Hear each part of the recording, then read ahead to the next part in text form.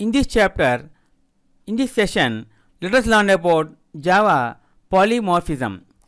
Polymorphism means many forms, and it occurs when we have many classes that are related to each other by inheritance. Like we specified in the previous chapter, inheritance lets us inherit attributes and methods from another class.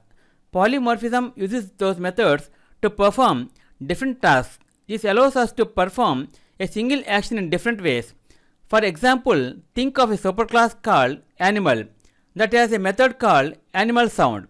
Subclasses of animals could be pigs, cats, dogs, birds, and they also have their own implementation of an animal sound. The pig oinks and the cat meows, etc. Remember from the inheritance chapter that we use the extends keyword to inherit from a class. Now we can create pig and dog objects and call the animal sound methods and both of them. See, now we are creating animal sound method. See, by writing and executing this code, the animal makes a sound, the pig says VV, the dog says bow bow. See, while we write and execute this code, the result was, see here, animal, pig, dog, my pig, my animal. See here, the result printed, the pig says VV, the dog says bow bow.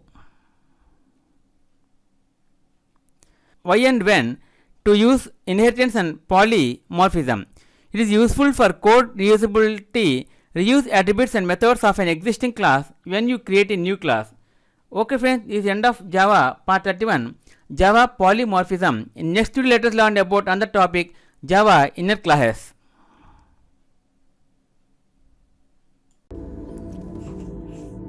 If you like our program, please like, subscribe and press bell icon for our next part video updates. Thank you friends. Meet you in next video. All the best.